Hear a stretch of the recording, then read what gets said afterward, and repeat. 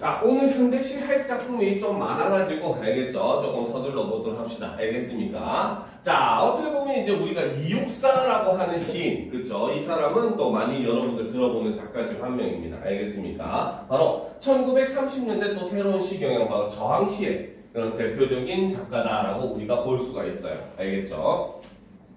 자, 그래서 이 이육사 같은 경우는 특히나 특징이 바로 뭐냐? 바로 남성적 어조의 그런 작품을 많이 쓰게 됩니다. 알겠죠? 그래서 굉장히 좀 이육사 작품을 보면은 되게 좀 힘이 넘치는 그런 내용들의 작품이 많아요. 알겠죠? 자, 그럼 이제 우리가 첫 번째 작품 바로 절정이라고 하는 시를 한번 살펴보다 합시다. 준비됐습니까? 그쵸? 자, 보다 합시다. 매운 계절의 채찍에 갈겨라는 거죠. 자, 계절이 맵다라고 표현을 하고 있습니다. 자, 그럼 당연히 무슨 계절이겠어? 여름이요. 여름? 매운데? 우리는 더운 걸 맵다고 표현해? 추운 걸 맵다고 표현해? 어? 맵다고 표현하는 게? 아니요. 추위가 맵다고 표현하지 더위를 맵다고 표현하진 않습니다. 알겠습니까? 그래서 매운 계절이라고 하는 것은 바로 겨울을 나타내고, 이 겨울이라고 하는 시간은 바로 뭐다? 혹독한 현실을 나타낸다. 즉 일제 강점을 나타낸다라고 볼 수 있다는 거죠. 알겠습니까? 자, 그래서 매운 계절의 채찍에 갈겨, 이 매운 계절이 채찍질을 한대요. 그쵸? 자, 당연히 변태는 아니겠죠. 그쵸? 바로 뭐다? 막 일본 일제에 의해서 폭력, 폭압을 당한다라고 볼 수가 있다는 거죠. 그래서 채찍은 바로 폭력, 폭압 이런 걸 상징한다라고 볼 수 있죠. 그래서 뭡니까? 그 채찍을 피해가지고 화자는 어디로? 마침내 북방으로 휩쓸려 오다. 북쪽 끝으로 그 뭡니까? 몰려서 가버렸다는 겁니다. 알겠죠? 자, 요 작품 같은 경우는 약간 그림으로 이해를 할 필요가 있어요. 자, 여기 이제 평면 도화지가 있다고 생각을 해보도록 합시다. 알겠습니까? 자, 그래서 이제 동, 서, 남, 북 이렇게 되는 거야. 그치? 자, 그래서 매운 채찍을 피해가지고 어떻게 화자는 그 뭡니까? 평면적인 공간에서 북쪽으로 이렇게 이동을 했다. 이쪽 지역으로 이동을 했다라고 볼 수 있겠죠. 그쵸? 그렇기 때문에 여기서 북방이라고 하는 것은 바로 뭐다? 수평적 극한의 공간이다. 이렇게 해석을 할 수도 있어요. 알겠습니까? 자, 그런데 봅시다. 하늘도 그만 지쳐 끝난 고원. 즉 북쪽으로 뭡니까? 뭘 쫓겨나서 갔는데 거기서 끝이 아니었어. 바로 산이 이렇게 있으면 여기 산 쪽으로 위쪽으로 이렇게 나는 또 쫓겨나온 거야. 알겠습니까? 그래가지고 고원이라고 하는 건 산 꼭대기에 있는 약간 평평한 곳을 고원이라고 하잖아요. 그렇죠? 그렇기 때문에 수평에서 쫓겨나는데 거기서 끝이 아니라 거기서도 더 쫓겨가지고 뭡니까? 수직적인 뭡니까? 공간으로 이동을 하게 된 거죠. 그렇기 때문에 여기서 고원이라고 하는 것은 바로 수직적 극한의 공간이다. 이렇게 얘기를 하는 거죠. 그러니까 지금 화자는 북방에서 어떻게 고원으로 이동을 하고 있는 겁니다. 알겠죠? 그래서 서리빨 칼날진 그 위에 서다. 어디다 무릎을 꿇어야 하나. 한 발 제겨 디딜 곳조차 없다라는 거죠. 즉 바로 뭐다? 화자는 뭡니까? 수평적 극한으로 몰려갔는데 그게 끝이 아니라 수직적 공간으로도 또 몰려갔는데 거기서도 어떻게 한쪽 발마저 안정감 있게 디딜 곳조차 없는 그런 위태로운 공간에 서게 되더라는 거죠. 알겠습니까? 그러니까 이 시의 가장 큰 특징 중에 하나다. 하나가 바로 뭐다? 1년부터 3년까지 오면서 바로 뭐다? 극한의 상황이 점점점 어떻게 되고 있어? 극한의 상황이. 그치, 점점 심화되고 고조되고 있잖아요. 그렇죠? 그래서 이런 걸 우리는 점층적 전개 방식이다라고 이야기를 하고, 이 점층적 전개 방식을 통해서 어떻게 극한적 상황의 심화, 고조 이렇게 표현을 할 수가 있다는 거죠.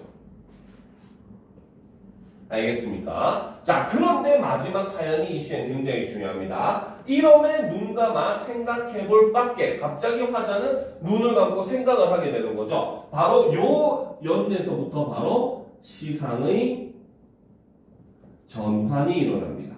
이런 극한의 상황에서 화자는 눈을 감고 생각을 합니다. 그렇죠? 바로 뭐라고? 겨울은 강철로 된 무지개인가 보다라는 거죠. 자, 여기서 겨울이라고 하는 건 아까 위에 있었던 매운 계절, 즉 혹독한 현실인데 그 현실은 화자가 생각해봤더니 바로 뭐다? 강철로 된 무지개인가 보다라고 얘기하고 있는 거예요. 그렇죠? 강철은 긍정적 의미입니까? 부정적 의미입니까? 그렇지, 부정적이야. 왜? 강철로 만드는 게 주로 무기, 그렇죠? 이런 걸 만들다 보니까 강철은 주로 폭력, 포각 이런 걸 상징합니다. 알겠죠? 근데 반면에 무지개는 긍정이야, 부정이야? 긍정의 의미죠. 왜? 무지개 끝에는 우리가 뭐 희망이 있다, 뭐 금으로 된 항아리가 있다 이렇게 얘기하잖아. 그렇지? 그렇기 때문에 여기서 이 겨울은 강철로 된 무지개인가 보다라고 하는 표현은 바로 역설적 표현이죠.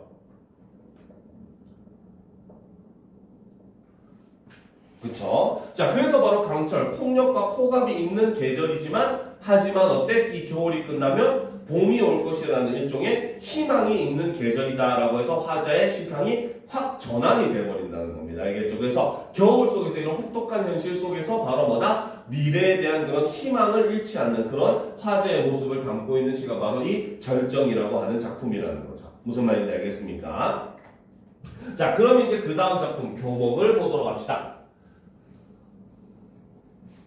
준비됐습니까? 그렇죠? 자, 이육사의 교목. 아, 참고로 이육사의 본명은 이원록입니다. 알겠죠? 근데 이 이육사 숫자로 264죠. 그렇죠? 이거는 원래 그 뭡니까? 자기 일제시대 때 가공에 갔을 때 썼던 제수번호예요. 알겠습니까? 실제로 일본의 그 조선은행 대구지점 폭파 사건이 일어났었는데 일제시대에 알겠죠? 근데 일본이 누가 범인인지 도저히 알 수가 없는 거야. 그래가지고 그 일대에서 활동하는 젊은 독립운동가들 싸그리 잡아들이는데 그때 그 이육사의 그 형제, 삼형제가 다 잡혀가게 됩니다. 알겠죠? 그때 받은 죄수번호가 264번이고 그렇기 때문에 이 자기의 그 죄수번호를 호로 정했다는 건 이육사는 그런 자신의 그런 행동에 대해서 떳떳하다. 나는 죄가 없다. 그렇죠? 그리고 일제 만행을 잊지 않겠다. 이런 의미가 담고 있다고 볼 수 있어요. 알겠습니까? 자, 그러면 이제 이육사의 교목을 보도록 합시다. 자, 푸른 하늘에 닿을 듯이. 자, 푸른 하늘. 자, 푸른 하늘이니까 긍정적이겠어, 부정적이겠어? 그렇죠. 긍정적으로 쓰였겠죠. 그래서 이 푸른 하늘은 그렇죠. 바로 이상, 동경 이런 걸 의미하는 공간이고 여기서는 바로 이렇게 푸른이라고 하는 색채어를 사용을 하고 있습니다. 알겠습니까? 자, 그래서 푸른 하늘에 닿을 듯이 하지만 세월에 불타고 지금 현재 세월에 의해서 나는 불타버렸어요. 알겠습니까? 그러니까 당연히 이 세월은 긍정의 세월이야, 부정의 세월이야. 불타버렸잖아. 그렇지, 나를 태워버렸잖아. 부정적이죠. 그렇죠? 바로 세월에 불탄다라고 하는 것은 바로 뭐다? 그렇죠? 혹독한 현실, 즉 일제 강점을 나타낸다 라고 볼 수 있다는 거죠. 자, 하지만 이제 바로 뭐다? 그런 혹독한 세월에 다 불타버렸어도 나는 어떻게? 우뚝 남아서 있다라고 얘기를 하는 겁니다. 그렇죠? 그래서 우뚝 남아서서라고 하는 것은 하늘 안에 쭉 뻗어 있는 그런 모습을 나타내잖아요. 그렇죠? 그래서 여기서는 바로 상승의 상승적 이미지를 사용을 하고 있고, 그렇죠? 자, 그래서 특히나 여기서 이 우뚝과 같은, 그렇죠? 자, 여기서 동그라미 친 거는 바로 강한 어조의 부사어를 사용하는 부분으로 이러한 부사어를 통해서 화자의 단호하고 강한 의지를 이렇게 표현하고 있다라고 이야기를 합니다. 알겠습니까? 그래서 우뚝 남아서서 차라리 봄도 꽃피진 말아라 라는 거죠. 그쵸? 자, 여기서 지금 바로 뭐다? 자, 화자는 이제 차라리 라고 하는 역시 강한 어조의 부사어를 사용을 하고 있는데, 자, 봄도 오지 말고 꽃도 피지 마라 이렇게 얘기하는 거야. 여기서 봄은 일반적으로 다른 시에서 얘기하는 광복을 의미하는 게 아니라는 거죠. 즉 바로 뭐다? 우리가 처한 현실이 지금 일제강점이니까 봄이 와도 의미가 있더라 없더라? 없더라는 거야. 알겠습니까? 그러니까 봄이 와더라도 봄의 아름다움이 내는 건 느낄 겨를이 없다는 거죠. 알겠습니까? 그러니까 바로 뭐야? 차라리 봄도 꽃피지 말아라 라고 얘기를 해버린다는 거죠. 알겠습니까? 자, 그렇기 때문에 여기서 이제 봄이라든지 꽃과 같은 경우는 그렇죠. 바로 무엇을 의미한다? 바로 이기적 행복. 즉 봄을 누리는 기쁨 이런 걸 나타내고 이것은 바로 뭐다? 현실에 안주하는 태도를 나타낸다 라고 볼 수 있다는 거죠. 그러니까 그 봄도 어떻게 꽃피진 말아라 라고 이야기를 하고 있습니다. 알겠습니까? 자, 그래서 말아라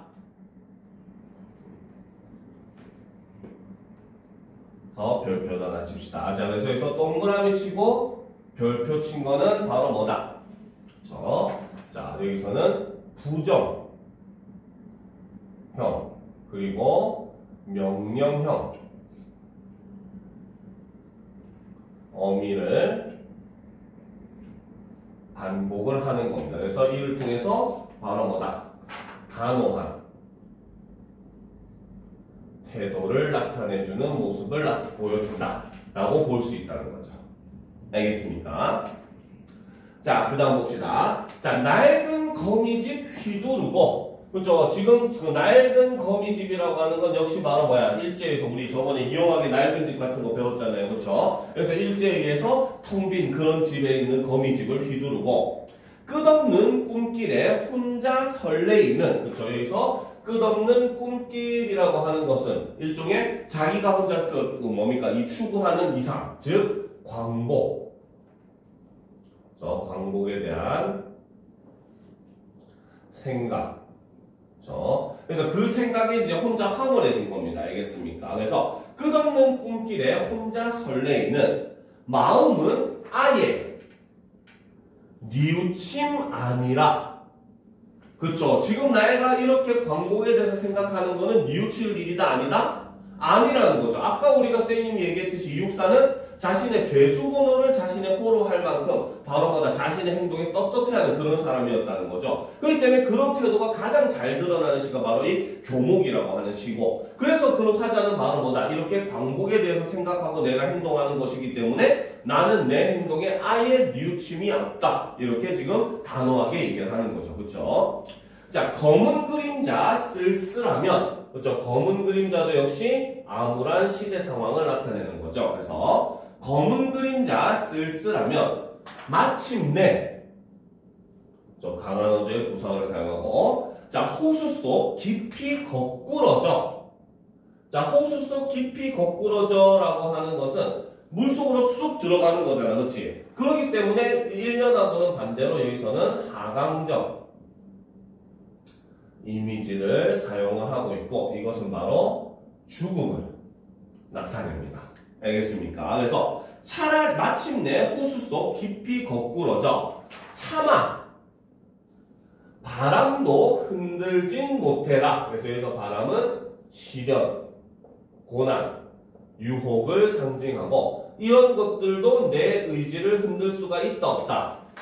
없다라는 거죠. 무슨 말인지 알겠습니까? 그래서 바로 이렇게 자신의 죽을지더라도 자신의 그런 의지를 흔들지 않겠다는 그런 화자의 강한 태도를 나타낸 시가 바로 이 교목이라고 하는 시입니다. 근데 밑에 보면 교목의 뜻이 뭐라고 되어 있어?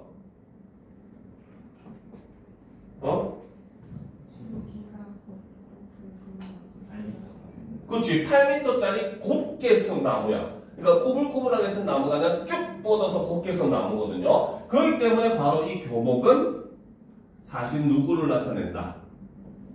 시적 화자의 분신, 화자 자신을 나타내주는 존재다라고 볼 수 있다는 거죠. 무슨 말인지 알겠습니까?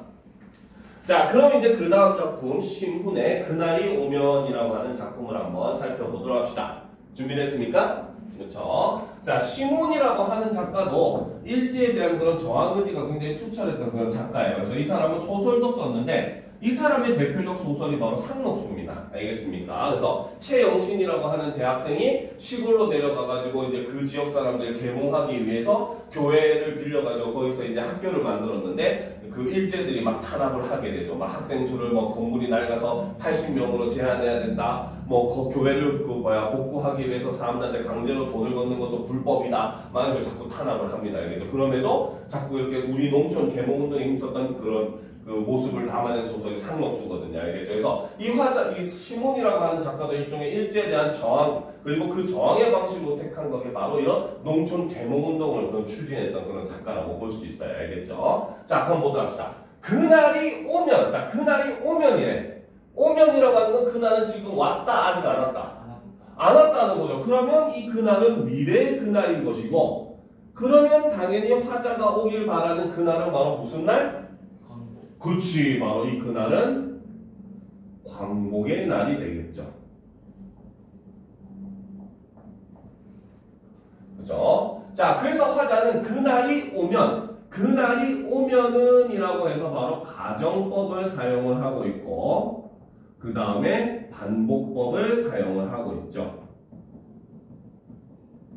근데 자꾸 그날이 오면 반복한다는 건 그날이 오기를 어떻게 한다? 그치, 기다린다, 소망한다는 뜻이죠. 그래서 이를 통해서 바로 뭐다? 광복에 대한 강한 염원을 이렇게 가정과 반복을 통해서 보여주고 있다는 겁니다. 알겠습니까? 그래서 그날이 오면은 삼각산이 일어나 더덩실 춤이라도 추고 산이 일어나서 춤춘대. 무슨 법? 그쵸, 바로 의인법이죠. 그래서 산을 의인화했다라고 하면 맞는 말이 됩니다. 그렇죠? 그래서 한강물이 뒤집혀 용소숨칠 그날이 이 목숨이 끊어지기 전에 와주기만 할 양이면, 그래서 바로 그날이라고 하는 날은 어떤 날? 삼각산이 일어나 더덩실 춤추고 한강물이 뒤집혀 용소숨이 치는 그런 기쁨의 날이라는 겁니다. 알겠죠? 그래서 기쁨을 이렇게 과장되게 의인과 과장을 통해서 표현을 하고 있는 거예요. 알겠죠? 그래서 그날이 이 목숨이 끊어지기 전에 와주기만 할 양이면 나는 밤하늘에 나르는 까마귀와 같이 종로의 인경을 머리로 들이받아 울리오리다라는 거죠. 자, 우리 옛날 동화 중에 보면은 은혜 갚은 까치 있잖아, 그렇지? 그것처럼 바로 뭐다? 내 머리로 종로에 있는 종을 댕 하고 울릴 것입니다라는 겁니다. 알겠죠? 즉, 바로 이 종을 울리는 이유는 바로 뭐 때문에? 우리가 광복이 되었다는 걸 알리는 거죠, 그렇죠? 즉, 바로 뭐다? 이 종로의 인경은 광복의 기쁨을 알리는 소재 첫 번째가 됩니다. 알겠습니까? 자, 그런데 화자는 얘기합니다. 두개골은 깨어져 산산조각이 나도 기뻐서 죽사오매 오히려 무슨 한이 남으오리까? 남는다, 안 남는다? 그렇죠. 역시 여기서는 서리를 사용을 하고 있고, 즉 나는 이 기쁜 소식을 알릴 수만 있다면 내가 죽어도 좋다, 안 좋다? 좋다는 거죠. 그렇죠? 그렇기 때문에 여기서는 바로 자기 희생 의지를 나타내고 있다. 그래서 다른 말로는 속죄양 모티브이다 라고 볼 수 있다는 겁니다. 알겠습니까? 그렇죠? 자, 다음 면을 가져갑시다. 그날이 와서 자, 무슨 법? 무슨 법? 감탄하는 법? 그렇지, 영탄법이죠. 그렇죠? 그렇지? 자, 5는 바로 영탄법 혹은 영탄적 어조라고 할 수 있습니다. 알겠습니까? 자, 그래서 그날이 와서 그날이 와서, 그래서 여기서 영탄적 어조를 사용하면서 점점 더 지금 감정이 어떻게 격해지고 있더라는 거죠. 그렇죠? 그래서 육조 앞 넓은 길을 울며 뛰며 뒹굴어도 그래도 넘치는 기쁨에 가슴이 미어질 듯 하거든. 자, 드는 칼로 이 몸에 가죽이라도 벗겨서 커다란 북을 만들어 들쳐내고는, 자, 그러면 이제 이번에는 뭐가 돼서 커다란 북이 되어가지고 어떻게 둥둥 소리를 내면서 뭡니까? 광복의 기쁨을 알리겠다라는 거죠. 그러면 여기서 이 커다란 북이라고 하는 건 바로 뭐다? 역시 광복의 기쁨을 알리는 소재 두 번째가 된다는 거죠. 그래서 커다란 북을 만들어 들쳐매고는 여러분의 행렬 앞에 앞장을 서오리다라는 거야. 즉 바로 뭐다? 드는 칼로 내 몸에 가죽을 벗겨가지고 내가 북이 되겠다라는 거죠. 그렇죠? 그래서 여기서도 역시 뭐다? 바로 자기 희생 의지를 볼 수 있다는 거죠. 그렇죠? 그래서 만들어 들쳐매고는 여러분의 행렬에 앞장을 서오리다. 우렁찬 그 소리를 한 번이라도 듣기만 하면 그 자리에 거꾸로져도 눈을 감겠소이다 라고 해서 뭡니까? 광복을 그만큼 내가 진심으로 염원한다라는 걸 나타낸 시가 바로 이 시문의 그날이 오면이라는 작품입니다. 알겠죠? 그래서 이 시의 특징 중에 하나가 바로 뭐냐? 바로 1년과 2년의 대칭 구조를 이루고 있죠. 즉 대꾸의 방식을 통해서 연 단위로서 대꾸를 이루면서, 그렇죠? 이를 통해 바로 뭐다? 감정의 고조, 심화 이런 걸 보여준다는 겁니다. 알겠습니까? 자, 그래서 이렇게 광복에 대해서 노래한 또 다른 시였죠. 바로 시문의 그날이 오면 살펴봤습니다. 자, 그 다음 작품이 이제 윤동주 작품이죠. 그죠? 자, 윤동주의 작품 바로 서시를 한번 살펴보도록 합시다. 자, 우리가 윤동주 하면 항상 강조했던 내용이 있죠. 바로 윤동주는 어떤 시인이다? 북쪽? 그거는 정지용이고요. 그렇죠? 자, 윤동주는 바로 바로 반성과 성찰 그리고 부끄러움의 시인이었습니다. 그래서 윤동주의 시도 저항시의 범주로 분류를 하긴 하는데 약간은 다른 저항시랑은 좀 결이 달라요. 알겠죠? 그래서 윤동주 같은 경우는 보통 자기 반성을 통해 가지고 광복을 위해 내가 좀 더 계속 노력하겠다라고 하는 자신을 채찍질하는 내용의 시가 많습니다. 알겠죠? 자, 그런데 윤동주 같은 경우도 굉장히 좀 안타까운 삶을 살았어요. 실제로 우리 광복을 이루기 불과 한 6, 7개월 전인 1945년 초 1월인가 2월쯤이었을 거예요. 이제 의열단 활동을 하기 위해서 군자금을 모으고 이제 잠시 이제 고향집에 제사가 있어가지고 고향집에 들렀는데 그때 일본 경찰에 의해 가지고 잡혀가지고 끌려가게 됩니다. 알겠죠? 그래서 그 다음에 솔직히 윤동주가 어떻게 죽었는지 우리는 알 수 없어요. 뭐 소문에 의하면 7.3.1 마루타 부대 생체 실험용에 끌려가서 죽었다 이런 소문도 있고 한데 아직 시신은 찾지 못했습니다. 알겠죠? 그러다 보니까 윤동주가 살아있을 때 사실 시집을 낼 수가 없었어요. 알겠죠? 사실은 어떻게 보면 독립운동 활동했는데 더 바빴던 그런 인물이었다 보니까. 알겠습니까? 그래가지고 이제 1945년에 우리나라가 광복을 맞고 1946년에 이제 윤동주의 가족들이 윤동주가 살아생전에 썼던 시들을 모아서 이제 처음으로 유고 시집, 시인이 죽고 나서 나오는 시집을 유고 시집이라고 하거든요. 그래서 처음으로 윤동주의 유고 시집이 바람과 별과 갑자기 기억이 안 나지 왜? 바람과 하늘과 별과 신가? 그쵸. 그 시집을 만들어야 알겠죠. 그러니까 당연히 시인이 죽었으니까 처음에 그 글쓰니 말 이런 거 쓸 수가 있어, 없어? 없죠. 그래가지고 이제 어떻게 보면 윤동주의 가장 이제 시풍을 잘 보여주는 이 시를 뭡니까? 뭐 제목이 없었나 봐요. 그래서 이 시를 글쓰니 말 대신에 싣게 되고 그래서 제목을 서시라고 짓게 된 겁니다. 알겠습니까? 자, 그래서 어떻게 보면 윤동주 시풍을 굉장히 잘 보여주는 시다라고 볼 수 있어요. 알겠습니까? 그러면 처음부터 보도록 합시다. 자, 죽는 날까지 하늘을 우러러 한 점 부끄럼이 없기를 이라고 얘기를 하고 있죠. 자, 그러면 지금 이 화자는 바로 뭐다? 하늘을 바라보고 내가 한 행동이 부끄러운지 안 부끄러운지를 생각했을 때 하나도 부끄럽지 않기를 바란다라는 뜻이잖아요. 그렇죠? 그러면 하늘이라는 존재는 바로 뭐다? 내가 하는 행동이 부끄러운지 안 부끄러운지를 어떻게 해주는 존재? 판단해주는 존재겠죠. 그렇죠? 그렇기 때문에 여기서 하늘이라고 하는 것은 바로 뭐다? 윤리적, 도덕적 판단의 기준이 되는 존재다 라고 볼 수 있습니다. 알겠죠? 그래서 죽는 날까지 하늘을 우러러 한 점 부끄러움이 없기를 잎새에 있는 바람에도 나는 괴로워했다라는 거야. 나뭇잎을 살랑살랑 흔드는 바람은 센 바람이야, 약한 바람이야?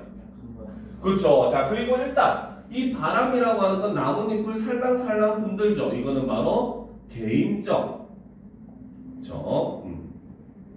의미의 시련, 고난, 유혹을 나타낸다 라고 볼 수가 있어요. 알겠습니까? 그래서 그 바람에도 화자는 어때? 괴로워했다는 거야. 즉 조그마한 마음의 흔들림에도 화자는 괴로워하더라는 거죠. 그렇죠? 그렇기 때문에 여기서 우리는 윤동주의 그런 성격, 즉 바로 뭐다? 도덕적 결벽성을 추구하는 그런 윤동주의 성격을 볼 수가 있다는 겁니다.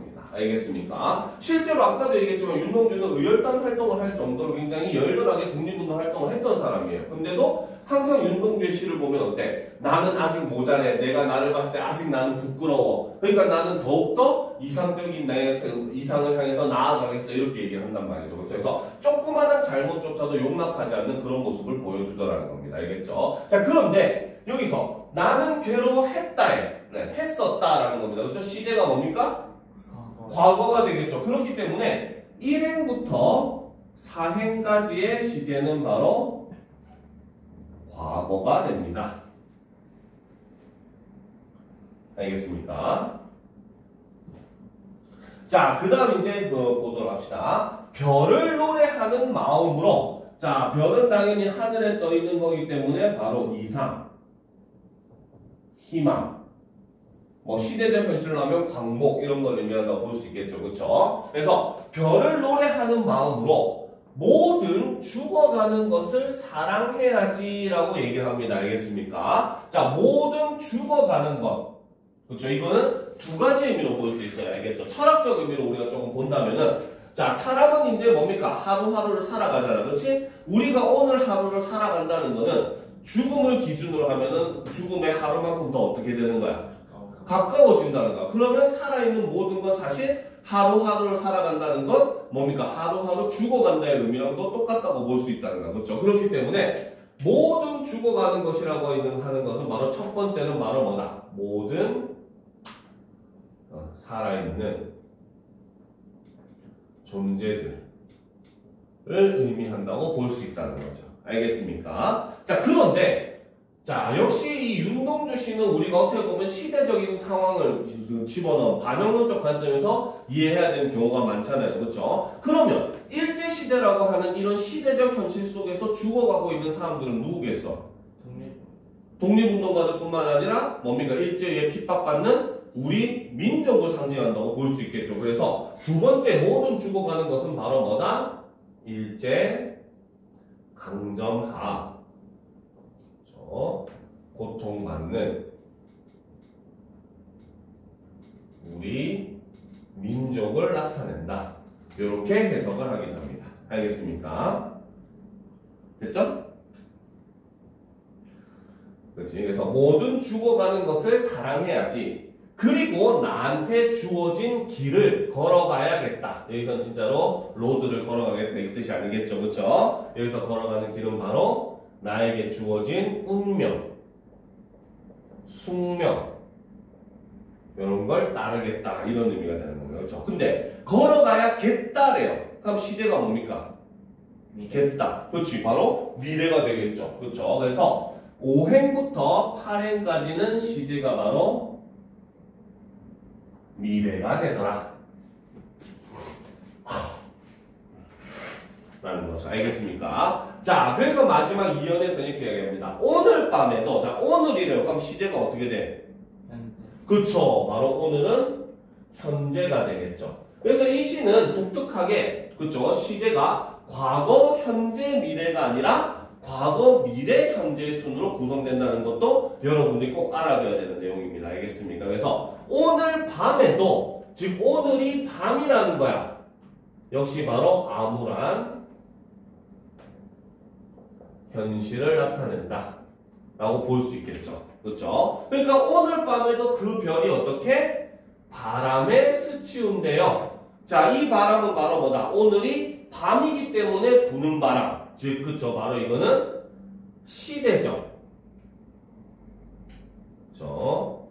시대적 의미의 시련, 고난, 유혹을 나타낸다 라고 볼 수 있다는 거죠. 알겠습니까? 그래서 1년에 나왔던 바람과 2년에 나오는 바람의 의미상의 공통점은 둘 다 시련, 고난, 유혹을 상징하지만 차이점은 1년의 그 바람은 개인적 의미에, 즉 개인적으로 흔들리는 그런 마음을 나타냈다면 2년의 바람은 바로 오늘이 밤이기 때문에 부는 바람, 즉 시대적 상황으로 인한 이런 흔들림이라고 볼 수 있다는 겁니다.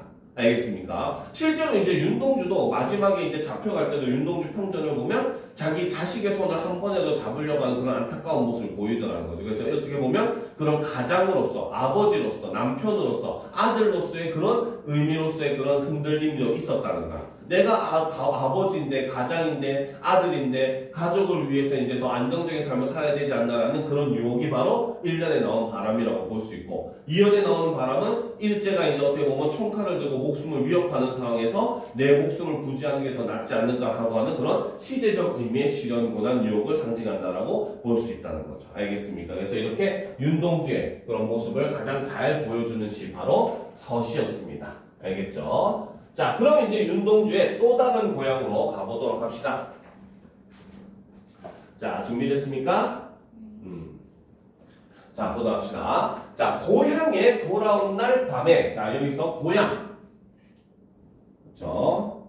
자, 그런데 작품의 제목이 또 다른 고향이야. 알겠죠? 그리고 이 시의 제일 마지막에 보면은 바로 뭡니까? 가자 가자 쫓기오는 사람처럼 가자. 백골 몰래 아름다운 또 다른 고향으로 가자 이렇게 얘기하거든요. 그러니까 화시의 마지막에 보면 또 다른 고향이라고 하는 곳이 화자가 추구하는 공간이 되는 겁니다. 알겠죠? 그러면 고향은 바로 또 다른 고향과는 반대적 의미, 즉 이거는 암울한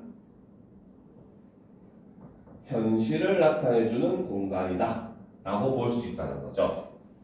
그렇죠? 그래서 고향에 돌아온 날 밤에 내 백골이 따라와 한 방에 누웠다라는 거죠. 여기서 나가 바로 당연히 시적 화자이고, 자, 그리고 이제 내가 얘기하는 백골, 그렇죠? 공포영화죠, 그렇지? 백골이 따라와 같이 누웠다니까, 그렇죠? 자, 그래서 여기서 백골이라고 하는 것은 바로 뭐다? 윤동주 씨의 또 다른 특징 중에 하나죠. 바로 이상적 자아와 현실적 자아 사이의 고뇌를 의미하는 시들이 많습니다. 그래서 여기서 백골이라고 하는 것은 바로 현실적 자아, 즉 현실에 안주하려는 마음이다. 이렇게 볼 수 있다는 거죠. 그래서 내 백골이 따라와 한 방에 누웠다. 어두운 방은, 그쵸? 자, 적었습니까? 다 적었어요? 그쵸? 자, 어두운 방은 우주로 통하고, 자, 여기서 이 어두운 방이라고 하는 것은 막혀있는, 그쵸? 바로 폐쇄적 공간이죠. 그런데 그 공간이 어디로? 우주로 통한대요. 바로 열린 공간으로 이어져 있다는 거죠. 자, 그리고 하늘에선가 소리처럼 바람이 불어온다라는 겁니다. 그렇죠? 자, 이 바람은 바로 뭐야? 나를 폐쇄적인 어두운 방에서 열려있는 우주로 뭡니까? 이끌어주는 존재. 그렇죠? 그렇기 때문에 이 바람이라고 하는 것은, 그렇죠? 바로 열린 공간으로 인도하는 존재인 거고, 그렇기 때문에 이것은 자아 성찰의 매개체가 된다는 거죠. 내가 나를 돌아보게 만들므로써 열린 공간으로 가게 만들어주는 그러한 소재라는 겁니다. 알겠습니까? 자, 어둠 속에서 곱게 풍화작용하는 백골을 들여다보면 여기서 아까 백골은 현실적 자아라고 했죠. 그래서 백골을 들여다보며 눈물 짓는 것은 내가 우는 것이냐 백골이 우는 것이냐 아름다운 혼이 우는 것이냐라는 거죠. 자, 아름다운 혼이라고 하는 건 그럼 당연히 이상적 자아가 되는 것이고 그렇기 때문에 백골과 아름다운 혼은 서로 대조적 의미를 가지는 겁니다. 알겠습니까? 그런데 여기선 자아가 하나가 더 있어. 바로 나라고 하는 자아가 하나 더 있잖아요. 그렇죠? 그래서 이 자아는 뭐라고 합니까? 백골이 우는 것인지 내가 우는 것인지 아름다운 혼이 우는 것인지 모르겠다라고 얘기하잖아요. 그렇죠? 그러면 백골이 현실적 자아고 아름다운 혼이 이상적 자아면 나는 어디에 위치하겠어? 현실과 이상 사이. 그렇죠? 즉 바로 뭐다? 이상과 현실 사이에서 바로 갈등하는 자아가 된다는 거죠. 즉 이상을 따를 것인가 현실을 따를 것인가를 고민하는 자아가 바로 나가 되는 겁니다. 알겠습니까? 됐죠? 자, 또 올려놓고 보도록 합시다. 자, 지저 높은 개는 밤새워 어둠을 짓는다. 자, 어둠을 짓는 개는 나를 쫓는 것일 게다라는 거죠. 자, 지저 높은 개가 어둠을 짓는데 이 어둠을 짓는 개는 나를 쫓는 거야. 그 말은 이꼴 지저 높은 개는 나를 쫓는 거다가 된다는 거죠. 그렇죠? 그렇기 때문에 여기서 이 지저 높은 개라고 하는 존재도 역시 바로 뭐다?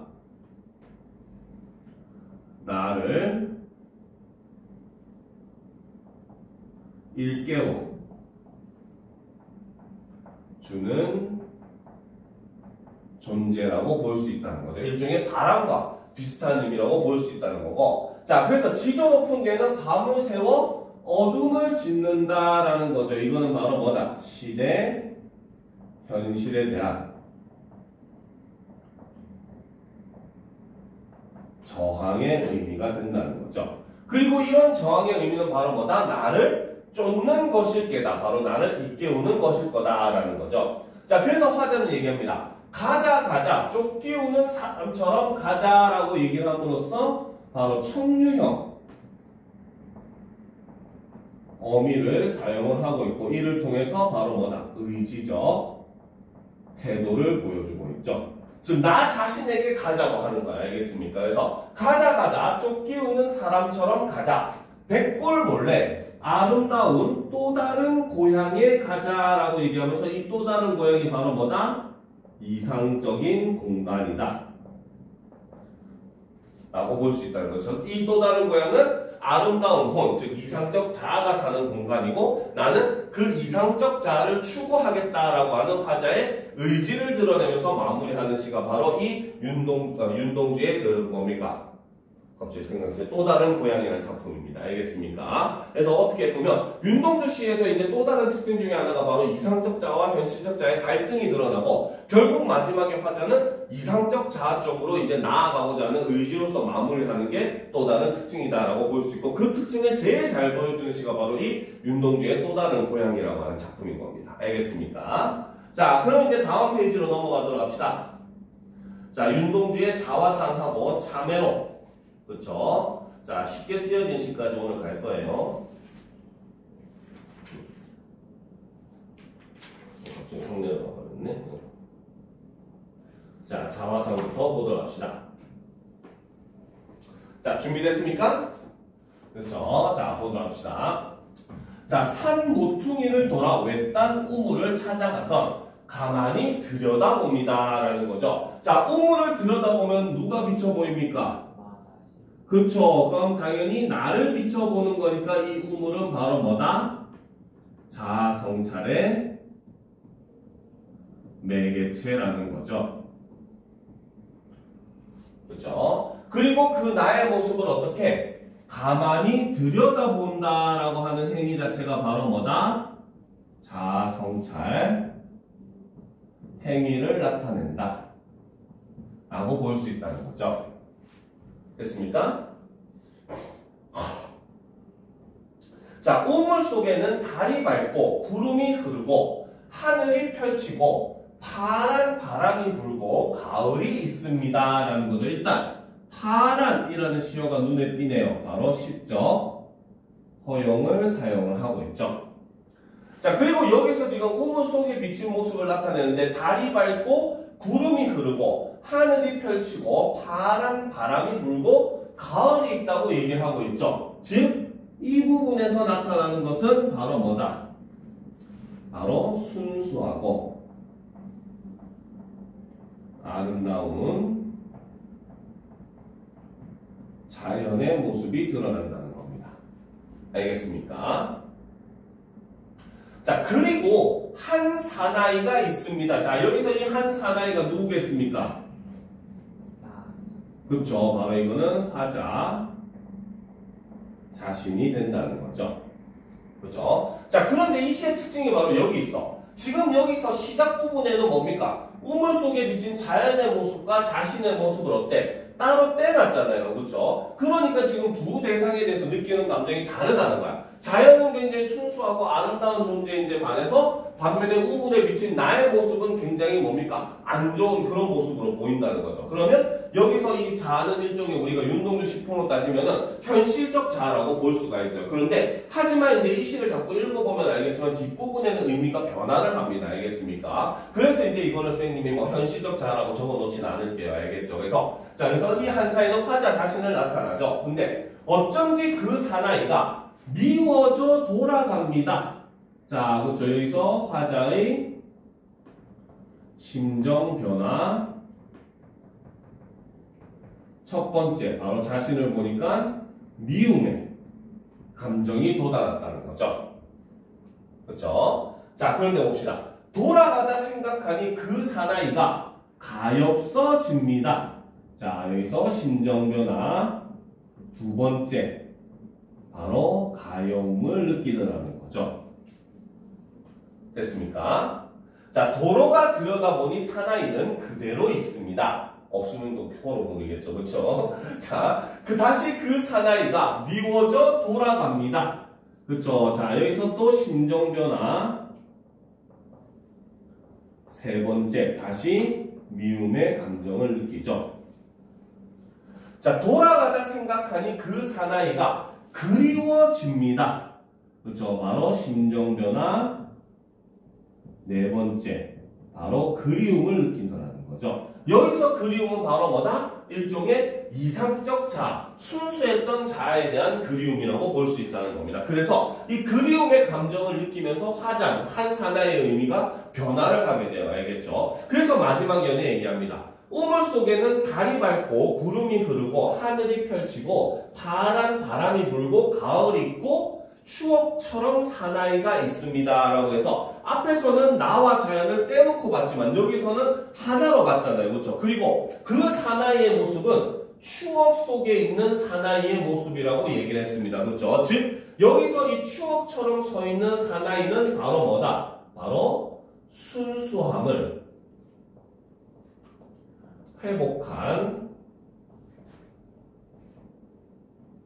화자의 모습이다라고 볼 수 있다는 거죠. 즉 이상을 추구하려고 하는 그런 순수한 마음을 회복한 자신의 모습이기 때문에 여기서는 자연과 같이 순수한 존재로서 하나로 묶어가지고 지금 표현을 하고 있다는 겁니다. 즉 화자가 처음에 본 자신은 물론 현실적 자아, 자기가 믿게 생각하는 현실에 안주하려는 그런 자아의 모습이었지만 그 사나이에 대한 감정 변화, 심정 변화를 겪으면서 결국 마지막에는 바로 뭐다? 과거 순수했던 자신의 모습을 떠올리게 되면서 그렇죠? 그러한 삶을 살겠다는 일종의 다시 한번 다짐하는 내용이다라고 우리가 해석을 할 수 있다는 거죠. 알겠습니까? 자, 이게 바로 윤동주의 자화상이라고 하는 작품이었습니다. 자, 그 다음 작품 역시 윤동주의 참회록을 한번 살펴보도록 합시다. 준비됐습니까? 왜 준비 안 됐어? 실망인데. 자, 보도록 합시다. 자, 파란 녹이 낀 구리 거울 속에, 자, 구리 거울은 구리 거울인데 파란 녹이 끼었대요. 알겠습니까? 그죠? 구리 거울은 주로 우리가 어디서 볼 수가 있어? 구리로 만들어진 거울은. 그렇지. 청동시대 박물관 같은 데 가서 볼 수 있잖아. 그렇지? 그러니까 일종의 뭡니까? 그 구리거울이라고 하는 것은 일종의 왕조의 유물이라고 볼 수 있는 거야. 그렇죠? 근데 그 구리거울에 녹이 꼈대. 그럼 그 왕조가 지금 찬란히 유지되고 있다, 안 되고 있다? 안 되고 있다는 거죠. 그래서 파란 녹이 끼었다라고 하는 것은 바로 무엇이다? 바로 왕조의 쇠락을 의미한다라고 볼 수 있다는 거죠. 그렇기 때문에 이것은 바로 뭐다? 일제시대의 망국의 치욕을 상징한다 라고 볼 수 있다는 겁니다. 알겠습니까? 자, 그런데 이제 그 구리 거울 속에 내 얼굴이 남아있는 것은, 그쵸? 그러면 이 구리 거울을 통해서 자신의 얼굴을 화자는 지금 비춰보고 있다는 거죠. 그쵸? 그렇기 때문에 이 구리 거울은 당연히 무엇의 매개체다? 그쵸? 바로 성찰의 매개체가 된다는 거죠. 자, 그래서 내 얼굴이 남아있는 것은 어느 왕조의 유물이기에 이다지도 욕될까라는 거죠. 그쵸? 자, 지금 바로 뭐다? 자신의 얼굴을 어느 왕조의 유물이기에 얘기함으로써 바로 역사와 관련해서 지금 인식을 하고 있는 겁니다. 알겠죠? 그래서 여기서는 바로 자아를 역사와 관련하여 인식을 하고 있고, 그 말은 바로 망국의 역사, 즉 나의 얼굴은 망국의 시민의 얼굴이라는 겁니다. 알겠습니까? 그러니까 어때? 이다지도 욕될까라고 얘기하던 거죠. 바로 욕될까라고 얘기한다는 것은 바로 뭐다? 망국민으로서의 일종의 부끄러움을 나타낸다 라고 볼 수 있다는 거죠. 알겠습니까? 자, 나는 나의 참여의 글을 한 줄에 줄이자 만 24년 1개월을, 그렇죠? 이게 바로 화자의 뭐가 되겠어? 화자의 나이가 되겠죠. 그치? 만 24년 1개월을 무슨 기쁨을 바라 살아왔던가 라는 거죠. 그쵸? 즉 바로 뭐다? 지금 여기서는 바로 현재 내가 하고 있는 참회의 모습을 보여주는데, 그 현재 참회의 모습은 바로 뭐다? 현실에 저항하지 못하고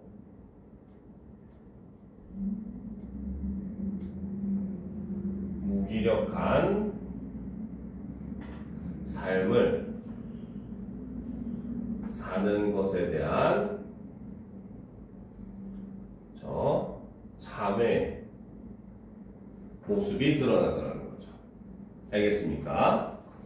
자, 그런데 봅시다. 내일이나 모레나 그 어느 즐거운 날에, 자, 화자가 바라는 그 어느 즐거운 날은 어떤 날? 그치, 바로 광복의 날이 되겠죠. 그래서 즐거운 날에 나는 또 한 줄의 참회록을 써야 한다. 그때 그 젊은 나이에 왜 그런 부끄러운 고백을 했던가라는 거죠. 자, 여기서는 바로 미래의 시점인가요? 즉, 이 부분은 중요한 게 바로 뭐냐면 미래의 시점에서 오늘을 돌아보고 참회를 하는 겁니다. 알겠습니까? 이런 점은 이제 그 기영도의 그 질투는 나의 힘 같은 작품에도 이런 모습이 드러나요. 알겠죠? 그래서 질투는 나의 힘도 보면은 미래 시점에서 지금의 현재 모습 나를 살펴봤더니 나는 질투밖에 없다. 이런 내용을 노래한 시거든요. 그래서 요 참회록도 마찬가지 미래 시점에서 현재 자신을 지금 반성을 하는 겁니다. 알겠습니까? 자, 그래서 이 미래에서는 바로 뭐다? 현재의 참회를 다시 참회를 하는 것이고, 즉 내가 현재의 모습을 돌아봤더니 어떻더라? 부끄러운 고백을 했더라 라는 거죠. 이게 바로 일종의 자아성찰의 결과가 된다는 거죠. 즉 내가 내 삶을, 지금의 삶을 돌아봐도 역시 여전히 나는 부끄러운 삶을 살고 있구나 라고 이야기를 하더라는 거죠. 알겠습니까? 자, 밤이면 밤마다 나의 거울을 닦아보자. 그쵸? 거울을 손바닥으로 발바닥으로 닦아보자 라는 거죠. 자, 여기서 이제 밤의 의미는 사실 두 가지 의미로 볼 수가 있습니다. 바로 첫 번째는 당연히 바로 뭐다? 암울한 현실을 나타낸다라고 볼 수가 있다는 거죠. 그죠? 그런데 반면에 두 번째는 바로 뭡니까? 이 밤의 화자는 뭘 해? 손바닥으로 발바닥으로 거울에서 냄새 나겠네. 그죠? 발바닥으로 거울을 닦잖아. 그렇지? 즉 자아를 어떻게 하는? 자아 성찰의 시간이라는 거죠. 그래서 자아를 성찰하는 노력을 하는 그 시간이라는 겁니다. 알겠어요? 그래서 밤이면 밤마다 나의 거울을 손바닥으로 발바닥으로 닦아보자라는 거죠. 이게 바로 자아 성찰의 행위를 나타낸다는 거죠. 부단히 나를 뭡니까? 참여를 해본다는 거죠. 그러면 어느 운석 밑으로 홀로 걸어가는, 자, 운석이라고 하는 것은 하늘에서 땅으로 떨어지잖아. 그렇지? 그렇기 때문에 이 운석은 하강적 이미지를 드러내고, 그렇기 때문에 이것은 죽음을 나타냅니다. 알겠습니까? 그래서 어느 운석 밑으로 홀로 걸어가는 슬픈 사람의 뒷모양이 거울 속에 나타난다라는 거예요. 그럼 이 슬픈 사람은 사실 화자 자신을 나타내고 죽음으로 스스로 지금 걸어가는 거잖아. 그렇지? 그렇기 때문에 이 슬픈 사람의 모습은 바로 자기 희생 의지를 나타낸다라고 볼 수 있다는 거죠. 속죄한 모티브가 사용되었다라는 겁니다. 알겠습니까? 그래서 즉 바로 뭐다? 지금 나는 나를 참여를 함으로써 어떻게 나를 희생해서 즐거운 나를 이제 만들기 위해 노력하겠다라고 하는 자아성찰의 결과로서 이러한 행위를 하겠다고 다짐하고 있는 시가 바로 이 윤동주의 자매록이라고 하는 시입니다. 알겠습니까? 자, 그럼 이제 이번 시간 마지막 작품이죠. 바로 쉽게 쓰여진 시 보도록 합시다. 자, 준비됐습니까? 쉽게만 쓰여졌지. 그렇죠. 자, 보도록 합시다. 진짜 쉽게 쓰여졌는지. 자, 창밖에 밤비가 속살거려라는 거죠. 자, 여기서 이 밤이라고 하는 시간도 역시 바로 뭐다? 첫 번째, 암울한 현실을 나타내고, 그 다음 역시 이 밤의 화자는 또 자기를 성찰하기 때문에 자아 성찰의 시간이 된다는 거죠. 알겠습니까? 자, 그런데 그 밤에 더군다나 비도 추적추적 내려. 그러니까 기분이 더 어떻게 했어? 다른다 얘기지, 그치? 그러니까 지금 여기서 이 밤비라고 하는 소재는 바로 뭐다? 밤도 마찬가지고 비도 마찬가지고 바로 화자의 정서를 심화시켜주는 소재다라고 볼 수 있다는 거죠. 됐습니까? 그래서 창밖에 밤비가 속살거려 육첩방은 남의 나라라는 거죠. 육첩방이라고 하는 것은 우리 왜 일본식 집 보면은 다다미라고 하는 거 깔려있는 거 알죠? 모릅니까? 일본식 방 보면은 방이 이렇게 있으면은 여기에 이렇게 뭐 칸이 격자 모양으로 이렇게 깔려 있습니다. 판을 알겠죠? 이걸 이제 다다미라고 하는데 육첩방은 이 다다미가 6개 깔려 있는 방이라는 뜻이에요. 근데 다다미 한 장 크기가 한 0.5평 정도 돼. 그러면 총 방의 크기가 한 3평 정도 된다는 거고 3평 정도면 한 이 교실 한 6분의 1 정도 크기 정도 될 겁니다. 6분의 1, 4분의 1 그 정도 될 겁니다. 알겠죠? 커 작어. 작지 그치. 그러니까 육첩방이라고 하는 것은 일종의 가난한 처지를 드러낸다 라고 볼 수 있다는 거죠. 됐습니까? 그래서 육첩방은 남의 나라. 그래서 남의 나라라고 하는 것은 뭐 그 망국의 그런 현실을 인식했다라고 볼 수도 있고 실제로 이제 윤동주는 일본에 유학을 갔었거든요. 그래서 일본 유학 시절에 썼다라고 볼 수도 있긴 합니다. 알겠죠? 자, 그럼 봅시다. 시인이란 슬픈 천명인 줄 알면서도 자, 여기서 지금 하자는 시인을 슬픈 천명으로 인식을 하는 거죠. 자, 천명이라고 하는 것은 바로 뭐다? 시를 쓰는 것을 운명으로 인식을 한다는 겁니다. 알겠습니까? 그런데 이것이 슬프다고 표현해서 왜 슬플까? 슬프다는 것은 바로 뭐다? 할 수 있는 것이 시를 쓰는 것 뿐이기 때문이라는 거죠. 알겠습니까? 그러니까 화자는 천명이지만 그걸 슬프다고 얘기를 하는 거죠. 그렇죠? 그래서 시인이란 슬픈 천명인 줄 알면서도 한 줄 시를 적어볼까라는 거죠. 자, 땀내와 사랑내 포근히 풍긴 보내주신 학비 봉투를 받아. 그렇죠? 이 학비 봉투에는 부모님의 땀내와 나를 향한 사랑내가 포근히 담겨 있다는 거. 그렇죠? 그러면 이 학비 봉투라고 하는 것은 바로 뭐다? 부모님의 사랑, 희생 이런 게 담겨 있다라고 볼 수 있다는 거죠. 그렇죠? 그런데 이제 화자는 바로 뭐다? 대학 노트를 띄고 늙은 교수의 강의 들으러 간다라는 거죠. 그냥 교수도 아닌 늙은 교수의 강의를 들으러 간대요. 그렇죠? 보통 교수라고 하는 사람들은 자기가 젊은 시절에 뭡니까? 대학교에서 공부하고 석사 따고 박사 따고 한 내용을 가지고 수업을 할 거 아니야. 그렇지? 그러면 늙은 교수가 가르치는 지식은 최근 지식이겠어? 옛날 지식이겠어? 그렇죠? 그러니까 바로 뭐다? 현실 상황과 맞더라 안 맞더라? 그렇죠? 그러면 여기서 늙은 교수의 강의는 바로 뭐다? 현실과 동떨어진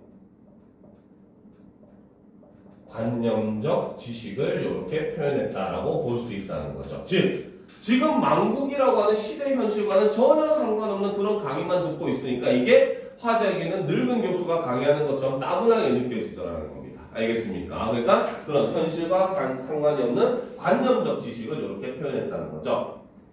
자, 생각해보면 어린 때 동무들 하나 둘 죄다 잃어버리고, 자, 여기서 이제 동무들 잃어버렸다는 것은 당연히 뭡니까? 자라나고 유학하는 과정에서 헤어졌다라고도 볼 수 있지만 일제에 의해서 뭡니까? 죽음을 맞았다고도 볼 수 있겠죠. 그렇죠? 그래서 나 동무들 하나 둘 죄다 잃어버리고 나는 무얼 바라? 나는 다만 홀로 침전하는 것일까? 침전이 무슨 뜻일까?